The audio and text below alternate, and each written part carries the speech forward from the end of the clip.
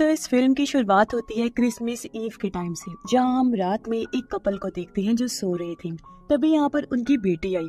वो अपनी मॉम को जगाकर कहती है कि ऊपर छत से किसी के चलने की आवाजें आ रही हैं। उसकी मॉम बच्ची को उसके रूम में सुलाने ले गई और उसे कहती है कि बेटा कोई जानवर वगैरह होगा। बच्ची ने कहा लेकिन मामा सेंटा भी तो हो सकता है ना, क्योंकि क्रिसमस है। मॉम कहती है कि हाँ बिल्कुल हो सकता है। बच्ची बोली तो फिर आप सेंटा के लिए दूध और कुकीज रख दीजिएगा। मॉम ने हाँ बोला और उसे सोने का कहकर वो चली गई। फिर किचन में जाकर दूध और कुकीज भी रख देती है, लेकिन जब वापस जाने लगी तो नोटिस करती है कि दरवाजा तो खुला हुआ है। वो सोचती है कि शायद मेरे हस्बैंड दरवाजा बंद करना भूल गए होंगे जब वो ऑफिस से आए थे, और वो दरवाजा बंद करके इस बात को नजरअंदाज कर देती है। रूम में आकर अपने हस्बैंड को कहती है कि आपकी बेटी ने जी सेंटा के लिए दूध और कुकीज रखवाई है, तो सुबह होने से पहले सेंटा बनकर वो खा लेना। उसका हस्बैंड कहता है कि ठीक है, और ये दोनों सो जाते हैं। उधर उनकी बेटी अभी भी जाग रही थी, पर इस बार तो उसे घर के अंदर से किसी के चलने की आवाजें आ रही। वो जब नीचे चेक करने गई तो वहाँ सेंटा को खड़ा हुआ देखती है। उसे देखकर वो फौरन अपने भाई के रूम में आई, कहती है उठो भाई उठो, चलो मेरे साथ,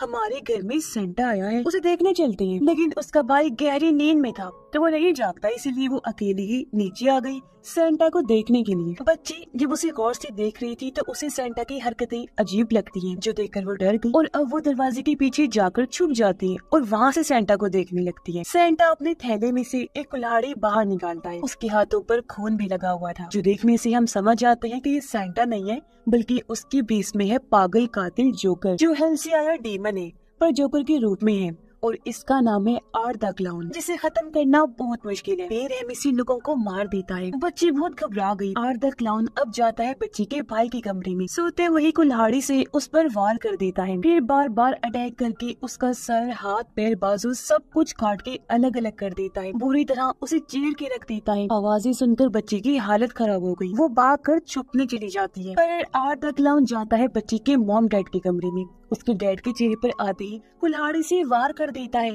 फिर एक ही बात एक बार बार वार करता रहता है। जो खतरनाक आवाजें सुनकर उसकी वाइफ की नींद खुल गई। उसने अपना हाथ चेक किया तो खून गिरा हुआ था, और अब जैसे साथ लेटे अपने हस्बैंड को देखा तो उसकी लाश का इतना बुरा हाल देखकर वो बहुत ज्यादा डर जाती है, पूरी तरह चिल्लाने लगती है। लेकिन आर्ट द क्लाउन का तो हाथ नहीं रुकने का नाम ले रहा था, वो अभी भी उसे मार रहा था। ये देख उसकी वाइफ चिल्लाते हुए वहाँ से भाग गई, अपने बच्चों के रूम में आ जाती है चेक करने, और अपने बेटे की कटी पटी लाश को देखकर वो रोने लगती है। फिर वो भागने के लिए नीचे आती है, लेकिन अभी दरवाजे तक पहुंची ही थी कि पीछे से क्लाउन आ जाता है, कुल्हाड़ी फेंक के मारता है, फिर बुरी तरह उसकी भी जान ले लेता है। ये सारा खून खराबा करने के बाद बड़े आराम से बैठकर दूध और कुकीज खाने लगता है। खून से भरी प्लेट्स भी साफ करता है। फिर जैसे उसने अलमारी खोली, वहाँ बच्ची छुपी हुई थी। उसे देखकर क्लाउन की हैवानियत फिर से जाग उठी और वो बच्चे को भी मार देता है। इसके बाद कहानी 5 साल पहले शिफ्ट हो जाती है, यानी पास्ट माजी में, जहाँ भी आर्ट ने बिल्कुल ऐसे ही खून खराबा किया था। उस जगह पर एक पुलिस वाला आया, जिसे वहाँ आर्ट की सर कटी हुई लाश मिलती है। इसलिए वो कॉल करके अपनी पुलिस टीम को बुला लेता है, खुद भी इन्वेस्टिगेशन करने आगे बढ़ता है। पर अचानक आर्ट बिना सर के दोबारा जिंदा हो गया और पीछे से पुलिस ऑफिसर को पकड़ लेता है। हालांकि ऑफिसर ने गोलियां चलाई, लेकिन उसे कुछ नहीं होता। ऑफिसर को निपटाने के बाद आर्ट एक ट्रेन में घुस गया, जहाँ सिर्फ एक औरत ही बैठी हुई थी। आर्ट अब उसे डराने लगता है। उसने ऑफिसर का कटा हुआ सर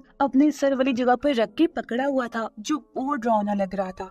जाहिर है उसे देखकर औरत भी काफी डर जाती है। इसके बाद हम एक मेंटल असाइलम का सीन देखते हैं, यानी पागलों की जेल, जहाँ गार्ड को अचानक एक सेल से नर्स के चिल्लाने की आवाज आती है। वो जब वहाँ चेक करने गया तो बहुत ही भयानक नजारा देखता है। असल में वहाँ की एक पागल मरीज, जिसका नाम विकी था, उसने आर्ट की सर को पैदा कर दिया था, क्योंकि वो प्रेग्नेंट थी। लेकिन बच्ची की जगह उसने ये पैदा कर दिया। आर्ट का सर भी उसकी ही तरह खतरनाक था, जिसने नर्स को मार दिया था और वो उसकी लाश को खा रहा था। बिल्कुल ऐसा आर्ट ने इस मरीज विकी के साथ भी किया था, यानी उसे काट दिया था, जिसकी वजह से शायद वो आर्ट से इन्फेक्टेड हो गई। उसका चेहरा बहुत बुरी हालत में था और वो अपने जिस्म का हिस्सा खा रही थी, जिससे हम समझ जाते हैं कि वो भी आर्ट की तरह ब्रूटल बन गई है, यानी जालिम, बेरहम, और ये भी आर्ट की तरह किसी को नहीं छोड़ेगी। एक तरह से वो उसकी साथी बन गई थी, क्योंकि उसने दीवार पर दिल बनाकर उसके अंदर विकी प्लस आर्ट लिखा हुआ था।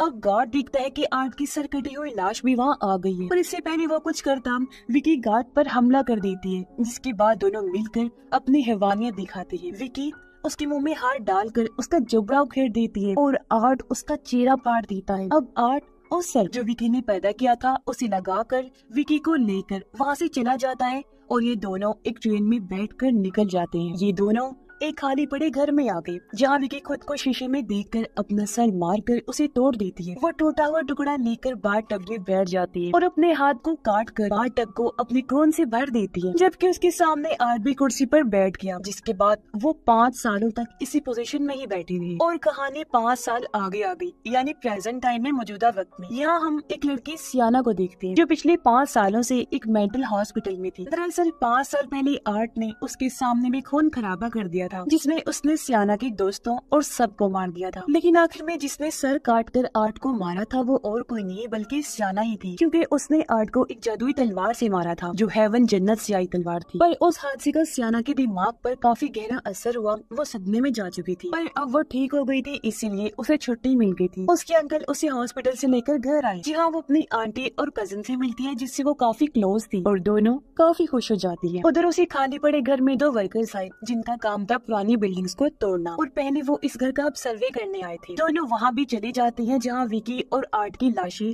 स्टैचू की तरह पड़ी हुई थी। उन पर जाले भी लगे हुए थे, पर हैरत वो जरा भी नहीं सड़ी थी। लेकिन इससे पहले वर्कर्स कुछ समझ पाते दोनों फिर से जिंदा होकर वर्कर्स को पकड़ लेती है। फिर हमेशा की तरह इन्हें भी बेरहमी से मार देते हैं। सामान निकालते वक्त सियाना की डायरी उसकी कजन के हाथ लग गई, जिससे वो पढ़ने लगती है, पर सियाना जल्दी से डायरी उससे ले लेती है और कहती है कि आइंदा के बाद ये दोबारा मत पढ़ना। फिर जब सारे मिलकर खाना खा रही थी तो सियाना को अपनी मरी हुई दोस्त नजर आई जो काफी बुरी हालत में थी, और ये वही दोस्त थी जिसे आर्ट ने मार दिया था, लेकिन वो और किसी को दिखाई नहीं दे रही थी, जिसका मतलब था कि सियाना अभी तक अपने सदमे से बाहर नहीं आई है। उल्टे सीधे ख्याल उसे आज भी आते हैं। इसके बाद हम सियाना के भाई को हॉस्टल में देखते हैं जहाँ वो अपने 2 दोस्तों से मिलता है। उसकी फीमेल फ्रेंड ने एक जॉब शुरू की थी जिसमें वो क्राइम पॉडकास्ट के शो को होस्ट करती थी, चलाती थी, जिसमें ऐसे लोगों का वो इंटरव्यू लेती है जिन्होंने कोई भी क्राइम जुर्म होता हुआ अपनी आंखों से देखा हो, और ऐसी चीजें वो दिखाती भी है। वो सियाना के भाई को देखते ही उसके पीछे पड़ जाती है कि मैं तुम्हारा इंटरव्यू लेना चाहती हूँ, तो मेरे शो पर आना, क्योंकि वो जानती थी कि सियाना और उसके भाई का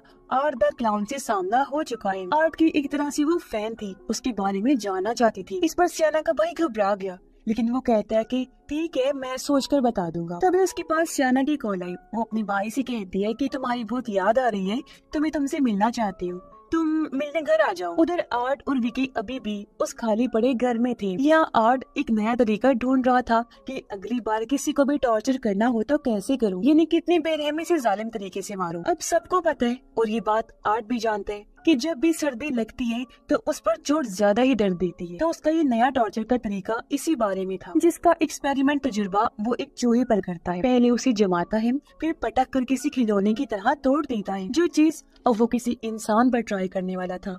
और ये देखकर आर्ट काफी खुश हो जाता है और अब वो जाता है अपने अगले शिकार पर। वो एक बार में गया जहाँ कुछ लोग बैठे हुए थे और एक आदमी सेंटा के रूप में था। अब पहले तो आर्ट उनसे अच्छे से हंसी मजाक में बात करता है, लेकिन फिर धीरे धीरे वो उन्हें अपनी ट्रिक्स दिखाकर परेशान करने लगता है, बिल्कुल वैसे ही जैसे वो अपने शिकार को तंग करता है। तंग आकर जब वो लोग आर्ट को मारने के लिए आगे बढ़े तो वो थैली से फौरन अपनी गन निकाल लेता है, फिर उन सबको शूट करके मार देता है, सिवाय एक को छोड़ के जिसने सेंटा के कपड़े पहने हुए थे, क्योंकि ये उसे टॉर्चर करेगा। और अब वो सबसे पहले उसे कुर्सी से बांधता है, फिर उसके जिस्म को बर्फ से जमाने लगता है। आखिर में वो हथौड़ा निकाल कर उसे टॉर्चर करने लगता है जैसे किसी स्टैचू को दौड़ा जाता है, और बेरहमी से वो उसे मार देता है। सियाना को अपने भाई का एक पुराना खत मिलता है जिसमें उसने लिखा था कि कभी कभी डीमंस हमारी दुनिया में घुस आते हैं जो हेल जहन्नुम से आए होते हैं, लेकिन वो ऐसे काम नहीं कर लेते, बल्कि किसी मरे हुए इंसान की मदद से वो ऐसा कर पाते हैं। यानी एक ऐसा इंसान जिसके हाल ही में मौत हुई हो और वो बहुत बुरा इंसान भी हो। अब अगर डीमंस हैं तो उनकी टक्कर कभी कोई होगा जो होते हैं एंजल्स यानी फरिश्ते, जो डीमंस का खात्मा कर सकते हैं, और उन्हीं में से एक एंजल तो वो सियाना, जब तो तुमने आर्ट का खात्मा कर दिया था, और अगर फिर से कोई डीमन आ गया तो तुम ही उन्हें मार सकती हो। इसके बाद हम सियाना और उसकी कजन को एक मॉल में देखते हैं जहाँ सियाना को लोगों की चीखने चिल्लाने की आवाजें आती हैं, जिससे उसे खतरा होने लगता है कि कहीं आर्ट वापस तो नहीं आ गया, क्योंकि ऐसा उसे महसूस हो रहा था। और तभी सेंटा के कपड़ों में वहाँ आर्ट आता है जिसके कपड़ों पर खून भी लगा हुआ था। अब उसने चेहरे पर भी सेंटा का मास्क लगाया हुआ था, लेकिन सियाना ने महसूस कर लिया था कि ये आर्ट ही है और वो उसकी तरफ ही इशारा कर रहा था, जो देखकर सियाना काफी घबरा जाती है। पर अचानक पीछे से उसकी कजन आ गई। उससे बात करके सियाना ने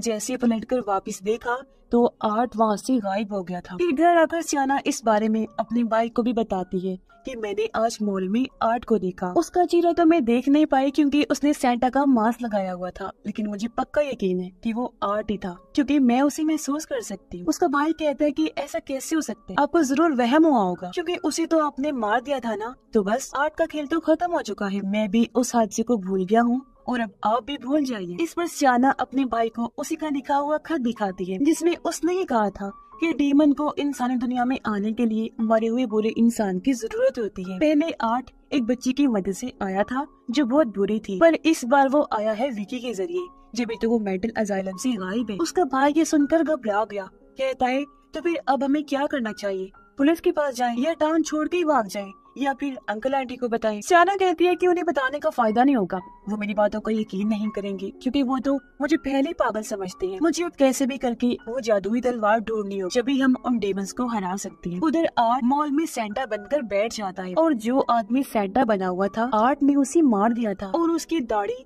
खाल समेत निकाल कर उसने अपने चेहरे पे लगाई हुई थी। वो एक बच्चे को गिफ्ट देता है, उसे देखकर बाकी बच्चे भी उसके पास चले गए और आर्ट सबको गिफ्ट बांटने लगता है जिससे उसका पूरा थैला ही खाली हो गया। लेकिन बच्चों की मॉम्स देखती हैं कि ये कैसा सेंटा है, अजीब सा, डरावना सा, और बाकी लोग भी उसे नोटिस कर लेते हैं कि ये वो सेंटा तो नहीं है जो पहले वहाँ बैठा हुआ था। इसलिए गार्ड वहाँ आकर आर्ट को भगा देते हैं, पर तभी वहाँ बहुत ही भयानक चीज हो जाती है। असल में वो गिफ्ट्स जो आर्ट्स ने बच्चों को दिए थे उनमें थे बॉम्ब्स, और अब जैसे बच्चे गिफ्ट्स खोलते हैं वहाँ जोरदार धमाके हो जाते हैं जिससे मॉल की सभी लोगों की मौत हो जाती है और पूरा मॉल भी जल जाता है। सियाना ने वो तलवार ढूंढ ली थी जिसे वो एक गिफ्ट के बॉक्स में रख के छुपा देती है और उसे ऐसा करते हुए उसकी कजन ने भी देख लिया था। फिर बातों ही बातों में उसकी कजन के मुंह से ये निकल जाता है कि आपको सीरीज पसंद है ना। ये बात सुनकर सियाना को काफी हैरत हुई। वो बहाने से अपनी कजन को ऊपर लेकर गई, कहती है कि मैंने तुम्हें कभी नहीं बताया कि मुझे सीरीज पसंद है, तुम्हें कैसे पता थी, तुमने मेरी डायरी पढ़ी है ना। इस पर उसकी कजन कहती है कि हाँ, और सॉरी मैंने आपकी मना करने के बाद भी उसे पढ़ लिया। दरअसल मैं जानना चाहती थी कि आपके साथ क्या हुआ, आपने जो लिखा हुआ है आर्ट द क्लाउन, उससे जुड़ी बातें क्या वो सब सच है। पर वो बच्ची थी, कहीं डर ना जाए, ये सोचकर सियाना उसे झूठ बोल देती है कि नहीं मैं बीमार हूँ ना, इसी वजह से वो मुझे उल्टे सीधे ख्याल आते हैं जिनको ही मैं लिख देती हूँ।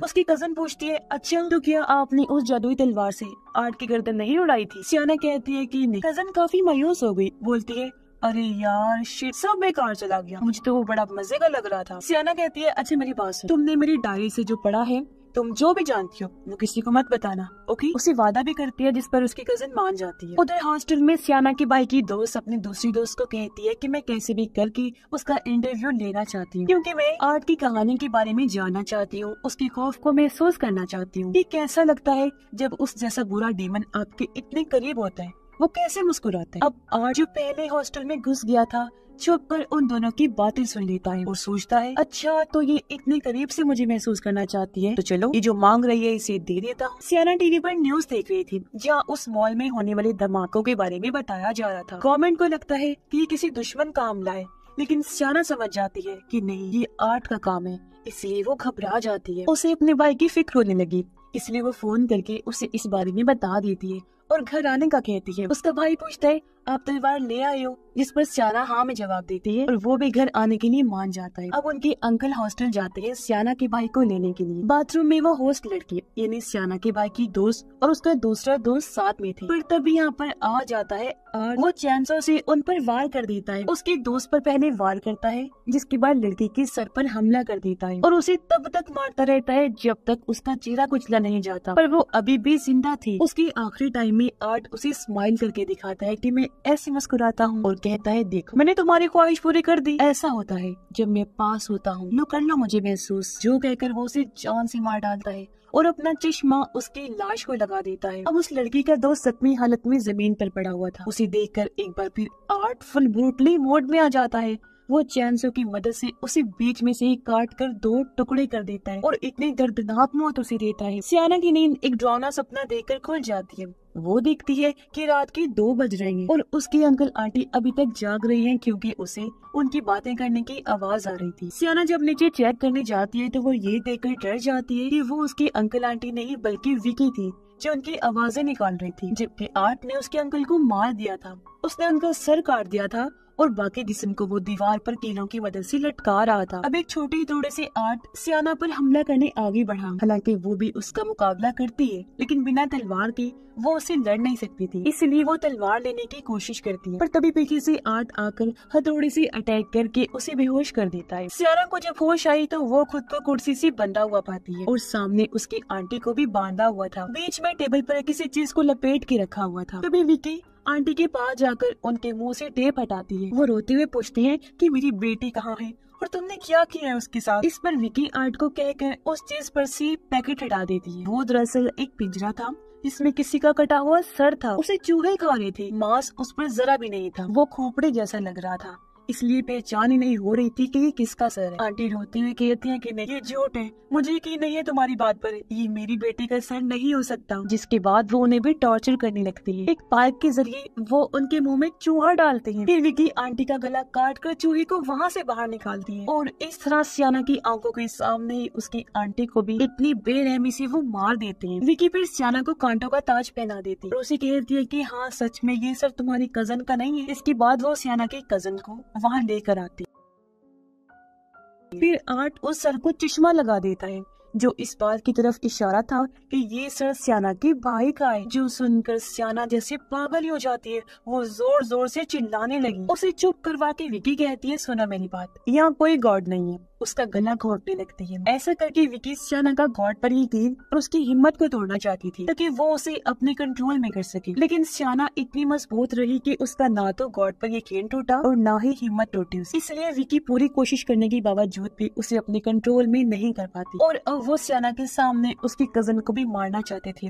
इसलिए आर्ट उसकी गर्दन पर एक चाकू रख देता है। पर तभी सियाना की कजन को एक आइडिया आया। वो कहती है अच्छा आप दोनों एंजल्स हो ना, तो प्लीज मेरी ख्वाहिश पूरी कर दो, जिसके बाद बेशक मुझे मार देना। मरने से पहले मैं अपना एक गिफ्ट खोलना चाहती हूँ। जिस पर दोनों उसकी बात मान लेते हैं। ये वही बॉक्स था जिसमें सियाना ने वो तलवार रखी हुई, क्योंकि उसकी कजन जानती थी कि इन डीमंस को कैसे मारा जा सकता है यदि उसी तलवार की मदद। साथ ही वो कहती है कि वो बॉक्स कोई और नहीं बल्कि सियाना खोलेगी, इसलिए सियाना को वो गिफ्ट बॉक्स दे दिया जाता है। लेकिन इससे पहले वो उसे खोलती, आर्ट उसके हाथों पर वार करके उसकी उंगलियां तोड़ देता है। लेकिन जैसे तैसे तकलीफ सहते हुए वो आखिर बॉक्स को खोलने में कामयाब हो ही जाती है और हैरत उसके हाथ भी अपने आप ही ठीक हो जाते हैं, क्योंकि उसके हाथ वो जादुई तलवार जो लग गई थी और अब उसकी बारी आ गई थी। वो सीधा तलवार निकाल कर आर्ट का गला ही चीर देती है। फिर तलवार को विकी की तरफ फेंक कर उसके सीने की आर पार कर देती है। वहाँ से तलवार निकाल कर उसके मुंह के भी आर पार कर देती है और आखिर में उसका सर ही उड़ा देती है और इस तरह उस विकी का तो खेल खत्म कर दिया था। लेकिन तभी आर्ट चैनसो लेकर आ जाता है उस पर हमला करने के लिए। पर अब उसके पास वो जादुई तलवार थी, इसलिए वो आर्ट को पूरी टक्कर देती है और उसकी हर वार को रोकती रहती है और इस तरह यहाँ इनकी खतरनाक लड़ाई होने लगती है। पर आखिर में सियाना उस पर भारी पड़ने लगी। वो उसके पेट में तलवार घुसा कर उसे दीवार के साथ लगा देती है। पर तभी विकी का खून तेजाब बन जाता है, जिससे वहाँ की जमीन गलकर फटने लगी और जहाँ सियाना की कजन खड़ी थी उसके नीचे से हेल का रास्ता खुल जाता है। जहाँ उसकी कजन गिरने लगी, वो दीवार को पकड़ के लटक जाती है। उसे मुसीबत में देखकर सियाना आर्ट को छोड़कर अपनी कजन को बचाने चली गई। वो तलवार पकड़ के उसे ऊपर आने का कहती है, लेकिन उसकी कजन का हाथ फिसल गया, जिस वजह से सियाना कभी फिसल जाता है और उसकी कजन तलवार समेत ही हेल में गिर जाती है। ये देखकर सियाना को बहुत दुख हुआ, लेकिन वो खुद से वादा करती है कि मैं हेल में जाऊंगी, अपनी कजन और तलवार को जरूर वापस लेकर आऊंगी। पर तभी वो देखती है कि आर्ट वहाँ पर नहीं है। खिड़की भी खुली हुई थी, जिसका मतलब था कि वो वहाँ से भाग गया है, जो बहुत बुरी खबर थी। इसके बाद हम बस में एक लड़की को थी जो डीमंस वाली किताब पढ़ रही थी और तभी आर्ट भी उस बस में आकर बैठ गया और इस लड़की को डराने लगता है। ये निकोन खराबे का सिलसिला एक बार फिर शुरू होने वाला था और आर्ट को रोकने के लिए सियाना को हेल में जाना होगा, जहाँ से वो जादुई तलवार लेकर आएगी और आर्ट का खात्मा करने के लिए एक बार फिर से उसके पीछे लग जाएगी। और इसी भयानक एंडिंग के साथ ही ये फिल्म भी इधर ही खत्म हो जाती है।